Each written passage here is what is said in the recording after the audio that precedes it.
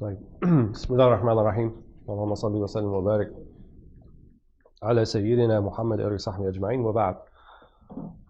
So as I said before, these hikam, the way that I understand them, they are kind of building towards something. They're successive in terms of the meanings, and they're specifically addressed more or less to what we would call the salik, someone who has already made the realization that the key to success in life and in the next is by rectification of the heart, and that can only come about by traversing the obstacles and pitfalls of the ego or the nafs. And maybe for many of you that sounds like, well, yeah, of course, that's common sense, and why wouldn't we think that? But I think for many people, it's not so common. And I think for many people, we're still looking at kind of obstacles on the periphery, on the outside, you know. And a lot of people talk about change, societies have to change, and attitudes have to change. And I think people think that via enough shouting about it, or protesting about it, or legislating new laws to affect it, will somehow make those changes. And that's not going to change what really needs to be changed. What needs to be changed is people's hearts. And you cannot change a society by enforcing a code upon society. So that which is going to rectify society is the same exact thing that's going to rectify the members who make up that society. We don't have this abstract concept called society, al-mujtama'. I don't recall anywhere in the Sunnah where the Prophet ﷺ refers to the community of believers as al-mujtama', as society in the modern sense. What he calls it is an ummah. What he calls it is ukhuwah, brotherhood, an ummah, right? An ummah doesn't mean society, and it doesn't mean nation of Muslims, right? Ummah means Ummah Muhammad sallallahu alaihi wasallam, right? When we talk about ummah, the ummah always has to refer back to a particular prophet. That's our understanding of ummah. So when we say Ummah Muhammad sallallahu alaihi wasallam, Ummah Musa, Ummah Isa, Ummah Dawood, وهكذا. So Ummah Muhammad sallallahu alaihi wasallam is referring to the ummah of the Prophet Muhammad sallallahu alaihi wasallam, which is everyone who is subject to the da'wah of Muhammad sallallahu alaihi wasallam, which means everyone who lived with him and after him. And that includes everyone. Go back to our example. Donald Trump is a member of Ummah Muhammad sallallahu alaihi wasallam. When me, you, and Donald Trump are crossing the Sirat, the land bridge between hell and the Hawd, the body of water of the Prophet Muhammad sallallahu alaihi wasallam, the lake of the Prophet sallallahu alaihi wasallam, or the pond, and we're crossing, and we feel like we're about to fall, I'm going to call and say, "Ya Muhammadah," and so is Donald Trump. That's what it means to be from Ummah Muhammad sallallahu alaihi wasallam. That's who we're going to call upon on that particular instance. So everybody is with us in that sense. They're all from the Ummah of Muhammad sallallahu alaihi wasallam. So that which is going to fix the Ummah of Muhammad sallallahu alaihi wasallam is the very same thing is going to fix the individual hearts of every member of the Ummah of Muhammad sallallahu alaihi wasallam. I don't believe in social engineering. I don't believe we're going to have like this sort of top-down social scheme that we're going to apply and then it's going to fix everything. You can make all the laws that you want, right? And many of you in this room can attest to the fact, and many of you live through the civil rights movement and beyond, and you can see that the laws on the book say a particular thing, but what's in people's hearts and the actual interaction is something else. So the law didn't change that. Government didn't change that. Enacting certain things, even the amounts of protests that were done, didn't actually change that. What's going to change that is working on every single member of this ummah, right? And helping them and leading them and inviting them to change, to become something that can be much better than where they're at right now. And that's why I think books like this is the key. People are up in arms about the latest executive order and, this executive order coming next week and all this type of thing. And I'm not saying that we should not have responses to that are somewhat political in nature. Obviously, that's part of the whole kind of way of looking at things. But I don't believe it's going to be the panacea. It's not going to be the solution, right? It's not going to get us to be the respected minority that we're seeking. My dreams, my hopes, my aspirations, I think many of you, it's beyond being a respected minority. I don't want to be a respected minority. I want to help people. I want to share with them what I have. I want to invite to them what I know. Why should they live in darkness? I live in the light and they're my neighbors. How is that fair? And as long as I think I'm taking this attitude of just respect me for who I am because of my identity, that's not fair to them. Let me show you who I am. Let's show them who we are. And showing them who we are is not going to be by raising placards and posters and screaming about it and demanding it. Respect is earned, right? And we have to do our part, and we have to show people that we can show them something much, much better than what they think of us and where they're at right now. And we can't do that unless we embody that which we're seeking. We cannot be petty. We cannot be revenge seeking. We cannot be getting offended at every slight. Because that's part of the program. That's part of the package. Of course that's going to happen. What do you think the Sahaba went through? What do you think the companions went through all those years? They couldn't walk in the streets of Mecca except that they heard a word from there, a word from here, a word from this. What did the Prophet ﷺ say? Even when they get to Al-Medina, they found it with some people. And when they would say to the Prophet ﷺ, Assalamu alaikum, which sounds like salam, but it's not. Assam min as-sum, poison. They would make fun of. Isn't that mocking Islam? Isn't that mocking the greeting of Muslims? What did the Prophet ﷺ instruct the Sahaba to do when that happened? Oh, you got to raise a whole lot of hell and you don't let them get away with that. And guess what? The Prophet ﷺ at that particular time, they're actually in charge. They were not the respected minority. They were the in power majority. So he could have done more, right? He could have done anything he wanted. So what did he say to the companions? When Aisha responded and she heard one of them say that, she said, Wa alaykum as-salam wa la'natullah. Poison back to you guys and the curse of God. How about that? Take that. So the Prophet ﷺ, he heard this.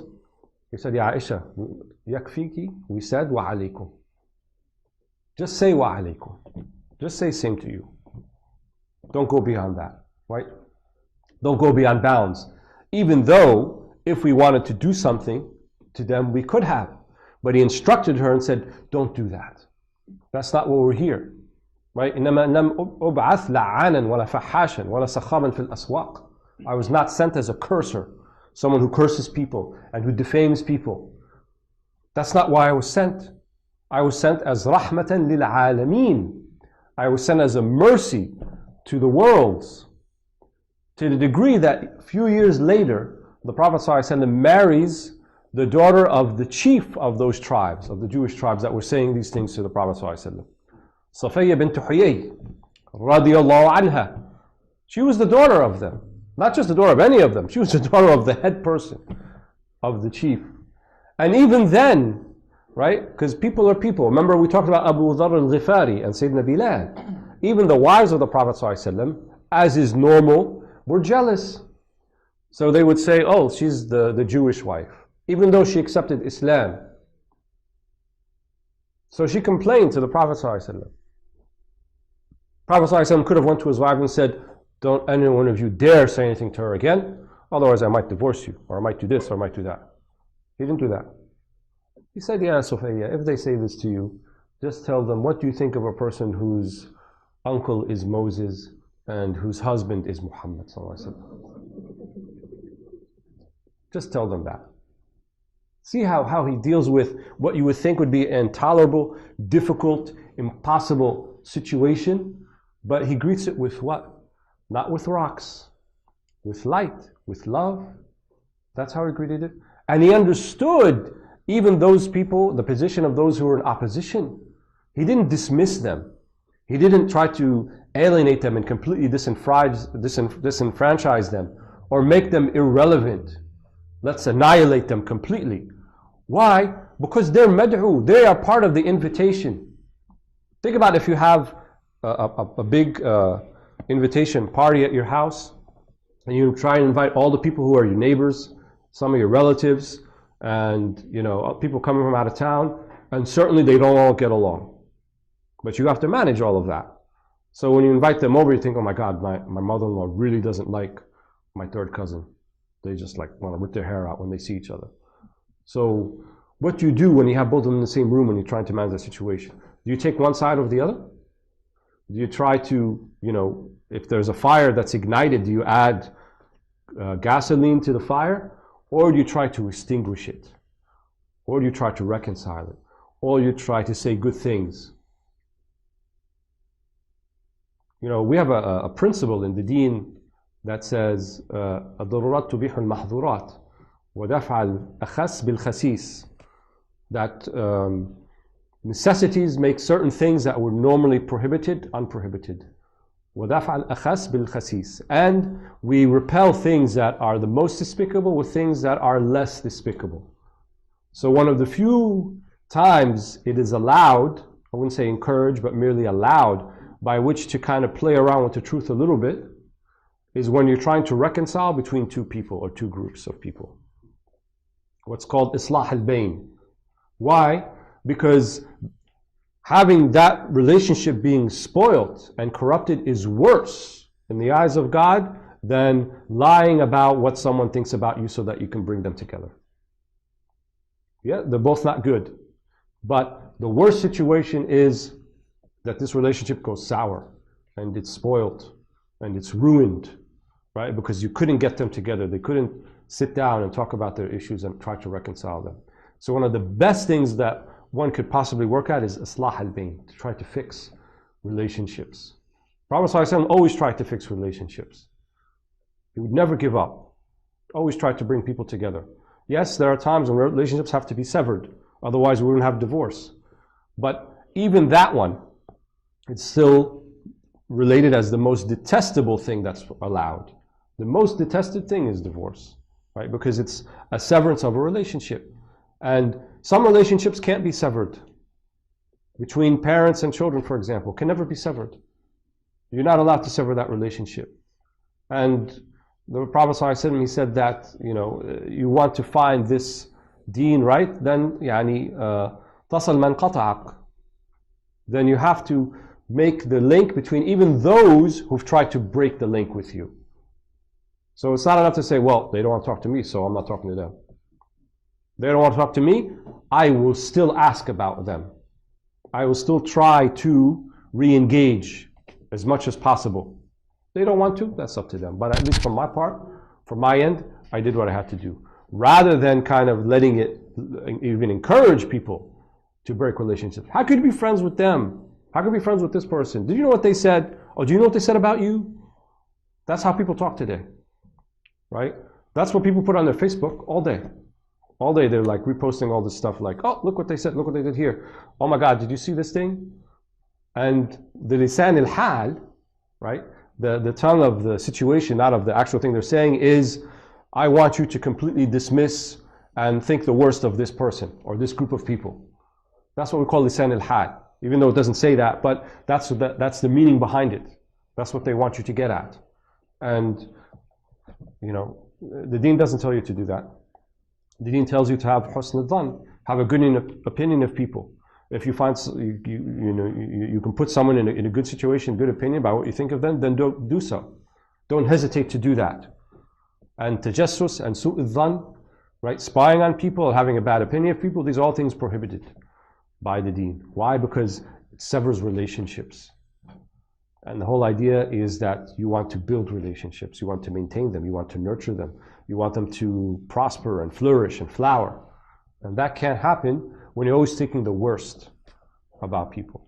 So Um, and that's not going to happen by laws, I don't think, and by political campaigns, and it's certainly not going to happen in the echo chambers of people's Facebook feeds. It makes you worse. What is going to happen is you get a chance to actually rectify your heart, right? Because your heart is like a mirror. It's mirroring what's happening on outside. So if your mirror is like convex or concave, and it gives, you know, when you go to the, they don't have this anymore, but the, what they used to have in those amusement parks, the funny mirror, what's it called? Huh? Now, so, you know, the mirror like makes you look really fat or really skinnier. Kids don't care about that stuff anymore, but back in our day, we used to have that. So that's what your heart is like. So you look at the mirror and you're like, wait a minute, I don't look like that. But your mirror is going to reflect everything outside. So what you think about that person, they're not really like that. The problem is with your mirror, not with them. You're not seeing it. It's based upon waham, something that's delusional, right? Not on the reality of how they really are. And I see this, I haven't lived that long, I'm 40 plus years, but I feel like in the time that we're in right now, I've never seen it as bad as we're living right now. In terms of all of the mutual suspicion and the bad opinions that people have of others. And I'm talking about Muslims, I'm not even talking about Muslims with Muslims. The way that we're looking at each other and what we think of one another and all this type of thing, it's really based upon not reality. Right? And we have these tools of society now that just facilitate this and make it easier. Social media and the way that you can only get the things that people who are like you see those things. And then we have this whole echo chamber effect and the confirmation bias effect. So if we hear from something that we were expecting and it confirms what we already thought about that person, then we'll repost it. Because, hey, look, see, it's like I said, you know, exactly what I said. This person believes this, this, and this, right? And they'll post an article where they said this, this, and this. And you go read the article and you're like, what are you talking? I don't see what you're seeing. It's not as damning as that you think it is. But because they had that meaning already inside, then it's like confirming what they already thought. And then this goes back and forth and so forth. And so, you know, the sound-minded thing to do is be like, hold on, wait a second, hold on, slow down. I need to recognize within myself my own biases, my own prejudice. Right? If I could see that, and I could see it from the outside and recognize that my mirror is not properly reflecting, then let me cover myself, let me protect myself. But the thing that people are less and less desirous of using, even though we need it the most now, and that thing is silence. Guess what? All of your Facebook friends, they don't need to know your opinion about this thing. It's not going to add a lot to the world. It's not going to change much. Maybe if you just didn't say anything and just mull it over a little bit, think about it a little bit before you kind of want to make a comment about this or repost that or send this thing out. Just think about it. Silence, right? Silence is one of the most powerful tools of change. Silence is one of the most powerful tools of changing societies. And you'd be like, what? We got to be doing something. We got to do something about this. Let's get down and we got to do something, right? When people, many people start saying you got to do something, then I think it's the time to say maybe we don't got to do anything. Maybe it's the time to be resolute, right? Samt, right? Samt is different than a sukut. Sukut in Arabic means you're silent because you don't have another option. You've been silenced. So it's not really a mawqif, it's not a position. Amma samt, that means I choose to be silent. Right? And if you look at the people who've chosen to be silent in the Quranic paradigm, they were powerful people and they caused huge change. Who was one of them? Maryam alayhi salam. What did she say? إِنِّي نَظَرْتُ لِلرَّحْمَنِ صَوْمًا فَلَنْ أُكَلِّمَ الْيَوْمَ إِنْسِيًّا. I have pledged, I've made an oath, a vow to the Rahman after she had the virgin birth, I am not going to speak to anyone. Because what could I say? What's she going to say?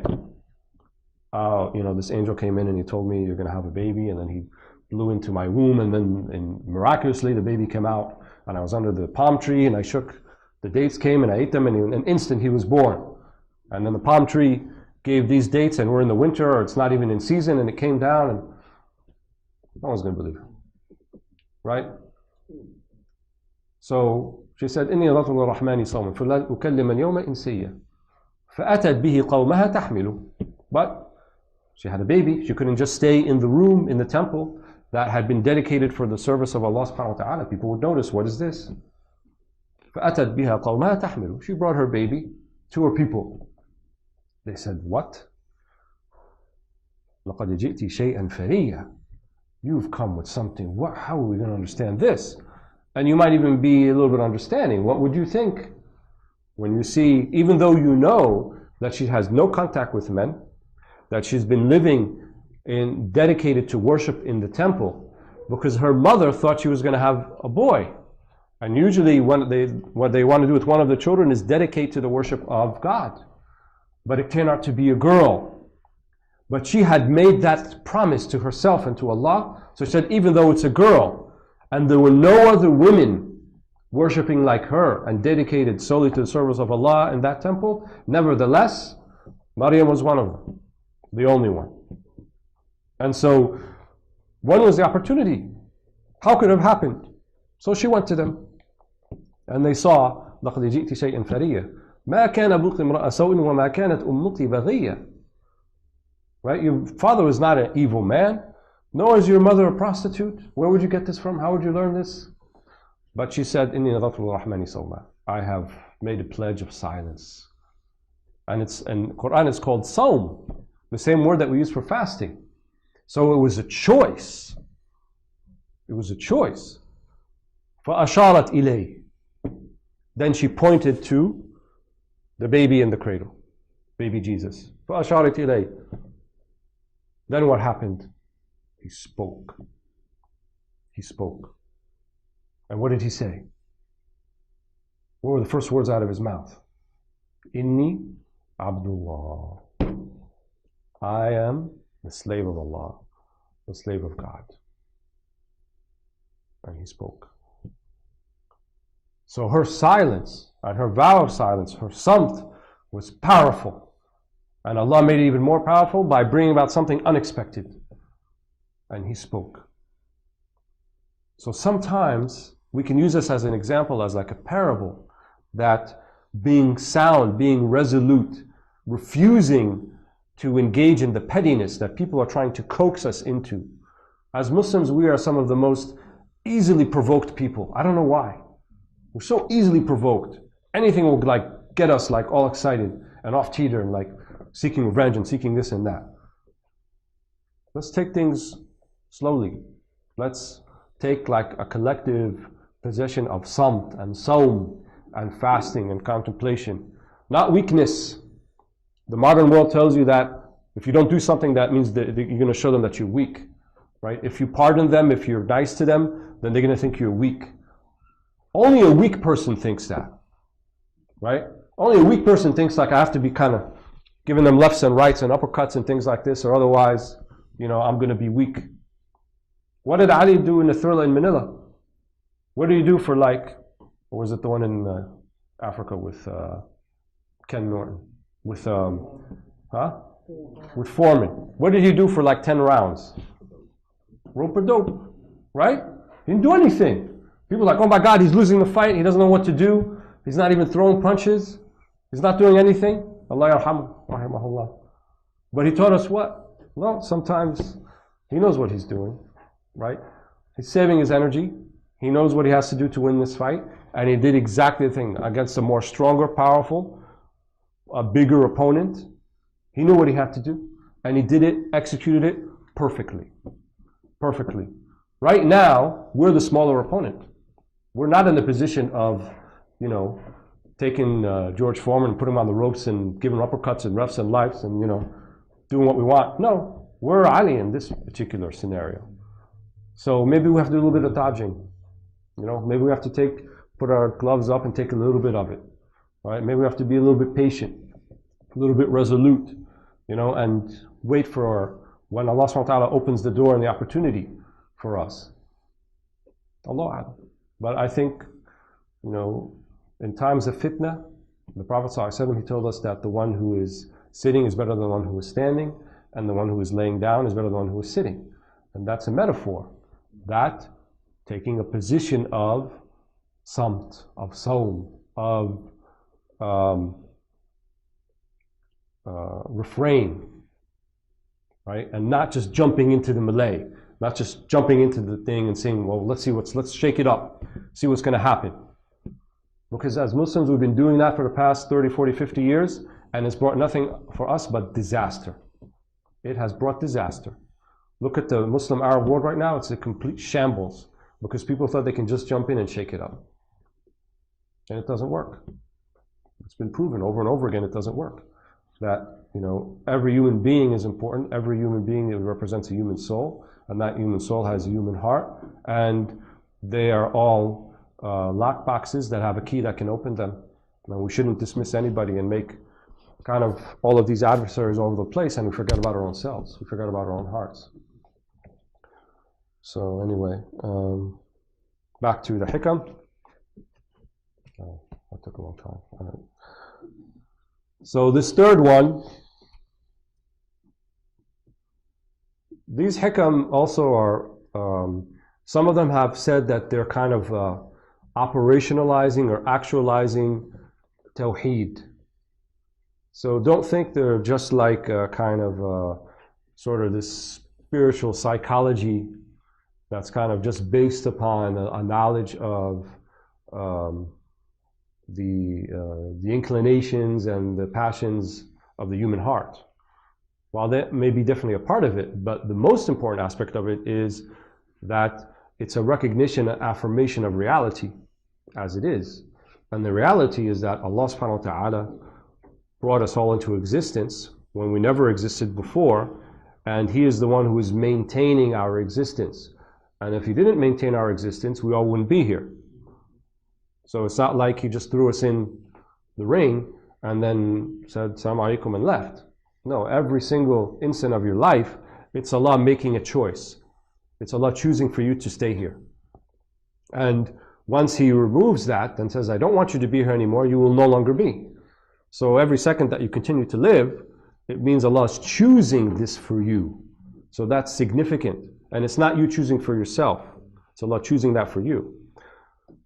So Aqidah or Tawheed is extremely pivotal and essential into how we go about understanding ourselves. Whoever knows themselves then can know their Lord. So some of these hikam sometimes will give you one of them or a few of them that are explicitly or almost exclusively just about Tawheed. Like this one, the third one, where he says, سَوَابِقِ الْحِمَمِ لَا تَخْرِقُ أَسْوَارِ الْأَقْدَارِ. Aspiration which rushes on ahead cannot break through the walls of qadr or destiny. And what he means by this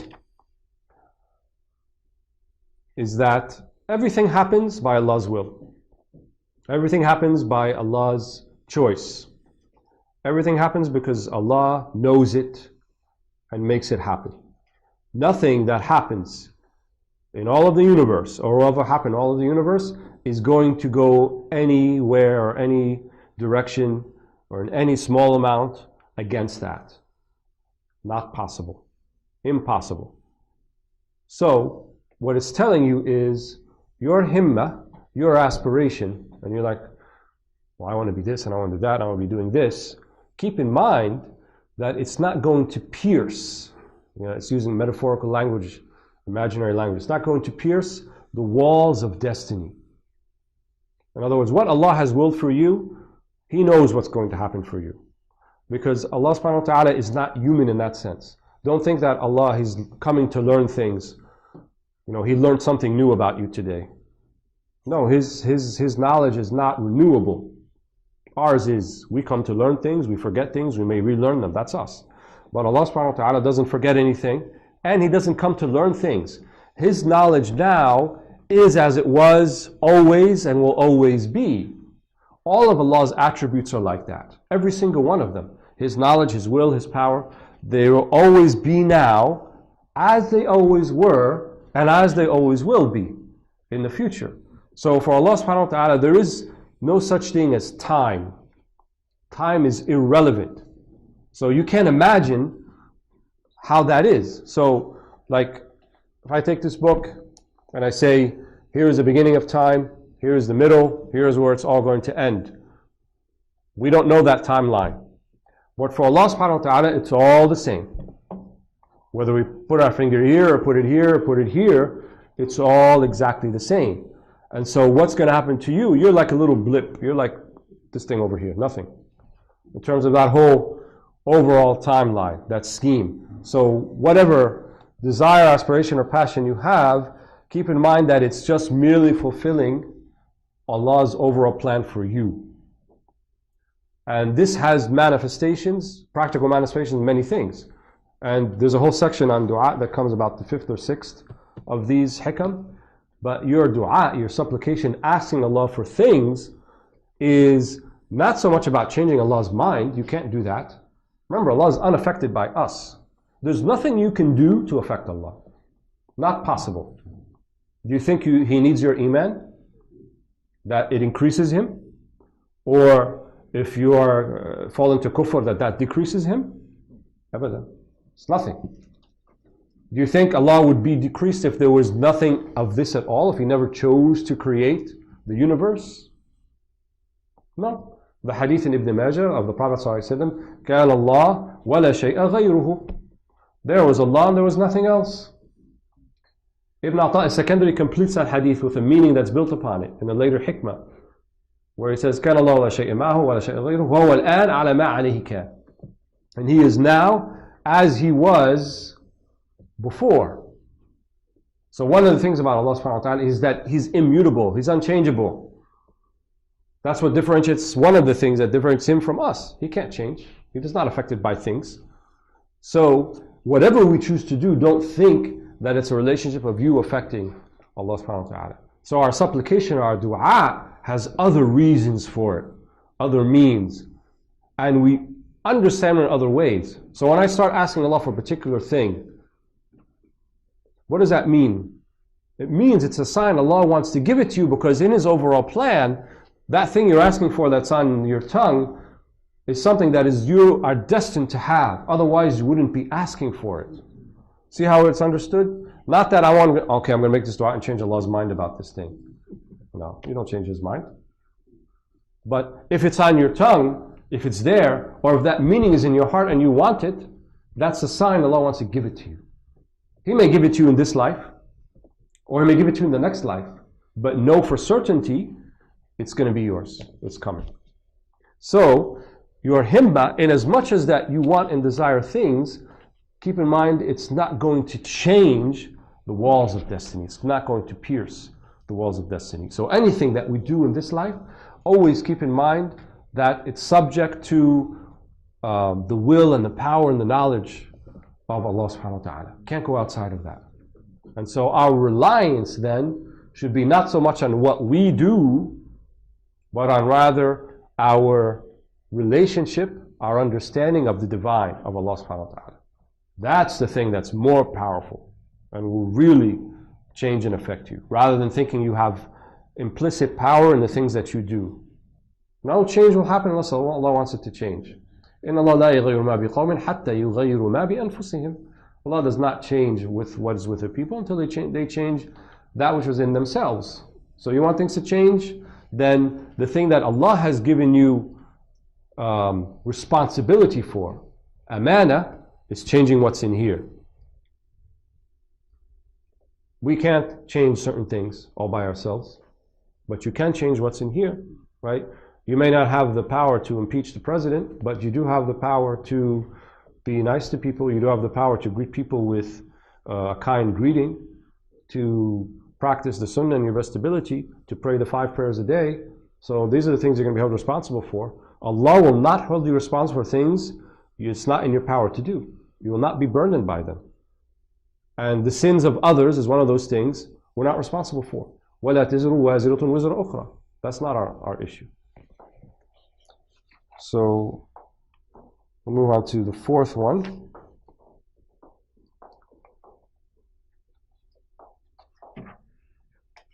where he says, rahimahullah, أرح نفسك من التدبير فما قام به غيرك عنك فلا تقم به لنفسك. This kind of extension of like the practical meaning of the one that just came before. So he says, give yourself a rest from what he calls tadbir, which means, it's very hard, difficult word to translate. I have not found a good translation for it as of yet. Sometimes they translate it as planning. Here he has forecasting. But tadbir, where he's telling you to give a break from it, means, I think, I understand it, planning in the way where you have a sense of dependence and reliability on the steps of your plan, or the parts of your plan, more than you do on Allah subhanahu wa ta'ala. So, أرح نفسك من التدبير. Don't burden yourself with that. Give yourself a break, because it's very taxing on you, right? When you have to like, oh my God, I got to come up with a plan for this thing, and you know, first I have to do A, and then A leads to B, and then B leads to C, and C leads to D, and something goes wrong in that thing, then the whole thing's not going to work. What am I going to do? I got to make sure this thing works, blah, blah, blah, blah. أرح نفسك من التدبير. Why? فما قام به غيرك عنك لا تقم به لنفسك. Because when someone else is doing it for you, then why should you do it for yourself? So this idea of tadbir, the overall plan in your life. You know, ask any of our brothers who've seen a lot of life, like Imam Ali Abdul Malik or others, ask them if where they're at today is what they imagined they'd be at 20 years ago, or 10 years ago, or 30 years ago. Is this exactly how you planned it? That this is what you'd be doing and this is where you'd be at? Is that how it went from the beginning? I can't think of a person who would say yes to that. Nobody could say yes to that, right? Things just happen. Doors open, doors close, paths change, you know, detours here and there. That's life. What we see as kind of chaotic and kind of all jumbled together and it doesn't seem to make sense, that's from our perspective. Because it's not going according to our plan, but it's going according to whose plan? Allah's plan is exactly according to plan. Nothing will go outside of Allah's plan. It will be exactly the way He wanted it. Every single step. Nothing is out of sync. Perfectly. That's how He wanted it. So stop worrying about it. In other words, stop holding the burden in your heart about how things are going to turn out. Because it's not your problem. All that Allah subhanahu wa ta'ala asks you to do is put in your part, in your effort, in your limited capacity as a human being, as an inferior being to God, to do what you can do. And you have a limited sense of volition, of making choices, and Allah is going to take us to account on those choices, but that's it. It's not going to take us to account on anything more than that. We're not burdened with other stuff. We don't need to know how old the universe is, right? Or how tall Adam alayhi salam was when he was. We don't need to know things like that. You may read about it in books and people give speculation, but none of that are we burdened with. We're only burdened with those things that are particular to you, that are within your capacity. إِنَّ اللَّهَ لَا يُكَلِّفُ نَفْسًا إِلَّا مَا وُسْعَهَا. Allah is not going to burden a soul except that which it can bear. So there's no taklif bil muhal. You're not going to be asked to do something that's impossible. Nothing will be impossible. Akhi, but you know what? I have really bad knees and I can't pray standing up. It's just impossible. Then you don't have to pray standing up. Right? There's always going to be, in your particular situation, there may be an exception. Akhi, I really want to go to Hajj and Umrah, but I don't have the means, and I don't think I'm ever going to have the means. Then Allah's never going to ask you about it. End of discussion. Right? So those things that are not in your capacity, then you're not asked about it. Only those things within your capacity. And so don't fret too much about how the overall plan is going and where's it going to be and stuff like that. Does it mean that, however, I don't think about the circumstances and the ramifications and the results of things before I do them? No, obviously not. You have to think about those things. That's a wajib, right? That's the adab with Allah subhanahu wa ta'ala. But don't put your heart's reliance on the efficiency of your steps, of your plan. And then if it goes opposite to what you wanted, then beware. Don't say the word if. Right? They said, لَوْ مَدْخَلْ لِلشَّيْطَانِ. If is a gateway for Satan.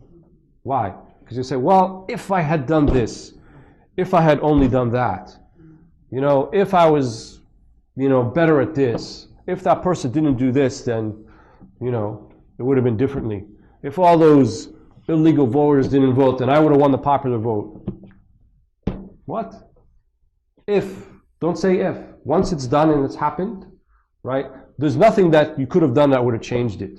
Because if you submit to that, then that means that somehow you're going to change the plan of God. That's not possible. So, does it mean that we don't learn from our mistakes? No, we learn from our mistakes. Right? That sin that you did or that mistake that you made, learn from it. But learn to move on from it too. Right? Allah has given us a beautiful thing to allow us to move on from our mistakes. Can you imagine the mistake of our father Adam alayhi salam? He ate from the tree, and instead of being in paradise, Jannah, the thing that we all want to get to, he's lowered to earth. But yet, we don't think of Adam like that. We say that he was ennobled, right? He was a noble being. He was an infallible being. And that so-called mistake, in his right, wasn't intentional, wasn't a sin in the traditional sense, even though we can still call it a mistake. But can you imagine what he must have thought, how he felt like? But Allah gave him something. Had He had not given him that, had he had not done that mistake, then all of us would be lost. And what is that? This idea of tawbah, of learning to return from your mistakes, learning to recover from your mistakes. كل إنسان خطاء وخير الخطائين التوابون. Every single human being makes mistakes. And khata means كثير الخطايا, makes many mistakes, not a few. Everybody makes a lot. But the best of those who make mistakes are those who return, at-tawwabun, who are constantly, not at-ta'ibun, at-tawwabun, right? The ones who are constantly returning to Allah subhanahu wa ta'ala. In fact, their whole life is about returning to Allah subhanahu wa ta'ala. That's the whole thing. So, had it not been for that initial mistake, we would have never known that. فَتَلَقَّى آدَمُ مِنْ رَبِّهِ كَلِمَاتٍ فَإِيش فَتَابَ عَلَيْهِ. He was taught these kalimat, astaghfirullah, tubtu ilayk, fataba alayh, and he was forgiven. So don't fret over those things. You're going to make mistakes, learn from them, repent from them, and resolve that the next time the situation or similar circumstance comes up, that you're going to do better. That's all that Allah requires from you. So that which Allah has already taken care of you, the overall plan of your life and all that's going on, that's not your problem. Allah is taking care of that. But you will truly not become, I think Munawi said it, or Junaid, you truly will not become a true person of Allah until the only time that you think about is your present. Why? What's the past? Done. There's nothing you can do about that. And what's the future? Not guaranteed, because it may never happen. So then what are you supposed to be busy with then? Your present. Yes. Your present. That's what you're supposed to be busy with. Right? If you keep looking into like what I'm going to do 3 weeks from now or next year or this and that, well, what about till then? And who says that's guaranteed? And the things that happened in the past, you can't go back. So all that you have is your present. So if you just see your present, right, and you see your present as everything, that's almost godlike. Why? Because we said earlier that Allah subhanahu wa ta'ala, there is no past, present, or future. It's all like a single point. It's not a timeline. And so when the Quran says kunu rabbaniyin, right, there are some of the sifat of Allah, some of the attributes of God, that's for takhalluq, that you can take on yourself. One of those things is stop worrying about the past and stop worrying about the future. Stop grieving over the past and stop worrying about the future, but be in the present. That's how Allah describes the awliya in the Quran. إِنَّ أَوْلِيَاءَ اللَّهِ لَا خَوْفٌ عَلَيْهِمْ وَلَا هُمْ يَحْزَنُونَ. So there's khawf and there's huzn. Those are other words for past, for future and past. Because al-khawf, right, means khawf min al-mustaqbil. Fear means fear of the future. You don't fear your past, you fear the future. وَلَا هُمْ يَحْزَنُونَ, nor do they despair or grieve. What do people grieve over? Not their future, their past. So the awliya, لا خوف عليهم ولا هم يحزنون الذين آمنوا وكانوا يتقون لهم البشرى في الحياة الدنيا وفي الآخرة لا تبديل لكلمات الله ذلك الفوز العظيم. That's it. Don't worry about don't grieve over the past. Don't worry about the future. الذين آمنوا وكانوا يتقون. إيمان, تقوى. لهم البشرى في الحياة الدنيا. The good signs, the anwar, the alamat, the spiritual life will happen for you in this life. And most definitely in the last life, in the akhirah. من أشرقت بدايته أشرقت نهايته. Another hikmah. Whoever his beginning is enlightened, then his end will be enlightened. So all of these things are alamat. Right? One of the things about the akhirah is that we, in this life, we live a life of where the images are deceiving and false, and the meanings behind them are what's sought, is what's true. In the next life, the images themselves will be true and will reflect the meanings. That's why when the Prophet ﷺ described in the Isra and Mi'raj, when he saw people being chastised, right? He saw physical things happening to people. The guy who had his tongue and he's like carrying over his shoulder and is breaking his back, the backbiter. Why? Because what's the tongue is the tool of the one who backbites. And so in the next life, هذه المعاني ستجسد. These meanings will be actual forms. Whereas in this life, ignore the forms and look at the meanings. In the next life, the forms come to life and they become the meanings. يوم تشهد عليهم أرجلهم وألسنتهم. The day that their legs and their arms and their tongues will bear witness against them. Your body parts will bear witness against you, literally. Literally. Right? So what was only meanings in this will become forms in the next. Why? Because in this life we worship forms and we forget the meanings. The golden cow is a form. There's no meaning behind it. But Allah subhanahu wa ta'ala is formless. There's no form to Him, it's meaning. But in the next life, those meanings come to life. That's why what is described as the greatest thing anyone could be given in this life and the next is to gaze upon Allah subhanahu wa ta'ala, who is formless, who is without surah. So the gaze upon Him will be something we can't even understand in this life. Because the only gaze we can understand is reflecting of light with your eyes.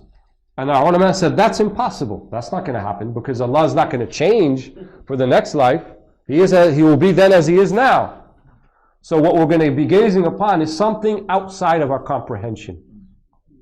The Prophet ﷺ only could have used imaginative language to describe it to the Sahaba. When they gazed upon the full moon in the middle of the desert in Medina, Laylat al-Badr, right? And they looked at that, he said, you will see your Lord as you see that. Not that you're going to see Allah look like a moon, a'udhu billah. What it means is, in its clarity and its distinctiveness, and you will not mistake it, you will know what you were looking at. That will be in the next life. So, do not be deceived by the suwar, by the forms in this life. Right? That's not the idea. The idea is the meanings behind them. The meanings behind them. Sidq, amana, ikhlas, tawakkul. Right? These are all things that pertain to the heart. Right? These are the meanings of the heart. This is what defines you. And then we're talking about, what color you are, or what language you speak, or what country you immigrated from, and we're using these as the barriers to divide us. How petty and foolish. How stupid is that? Or even gender. How stupid is that? What is that? They're meaningless in the next life. Your soul is not subject to gender or color or ethnicity or language that it speaks. Your soul is way beyond that. So why are we using all these things to kind of just hammer and sledge one another and beat each other over the head with it? Oh, you're not a man, so you're never going to understand. Well, you're not a woman, you're never going to understand. Well, you're not black, so you're never going to understand. Well, you're not white, so you're never going to understand. And you're not this, so you're never going to understand. How about we just try to understand the basic humanity in each and every single one of us? And let's not worry about that other stuff for now. Let's unite upon that which can unite us. And all that other stuff, that's Satan's plan. He was the first racist. He is the one who indicated the idea of your outward form gives you some type of preference. No one said that before him. No one was thinking, the angels didn't, the angels were asked to prostrate too. Were they not? Did they say, wait, Allah, hold on a second. We're from light. We're from Noor. That's what we're created from. He's from clay? And you want us to prostrate before him? They didn't think like that. They didn't say that to Allah subhanahu wa ta'ala. He was the one who said this. I'm from fire. He's from clay. I'm different. Why would I prostrate to him? Right? And the prostration wasn't for him. It was for Allah. Right? We call it a prostration of ta'zeem, not of ibadah. It's a prostration of recognizing the command of Allah for you to do so. Not that you are worshipping the thing you are prostrating to. Not every prostration is an act of worship. In that sense, that you're prostrating before that thing. That's why they said, even if you see someone who prostrate before a statue, that doesn't mean he's worshipping it. Don't call him a mushrik. You don't know what that means. So the prostration before Adam alayhi salam that all were commanded to, the jinn and the angels, this is you are enacting and following the command of God. It's nothing more than that. And he failed that test. He was tested because he had it inside him all along. It's not like all of a sudden he became bad. He was inside him all along. So that means all of his outward acts that he was doing for how many hundreds or thousands of years before that, right? And he seemed like to be this faithful servant of God. Outwardly, he wasn't. He never was. And only on the imtihan, when the test came, did he show his true colors, as they say. His true colors came out when he was tested. That means everybody's true colors are going to come out when they're tested. What are our true colors when we're tested? It's very easy to be all nice and good when people are all nice and good to you. But what if people are not nice to you? What comes out then? Especially when you have the power to enact your revenge and retribution. You can do it without consequence.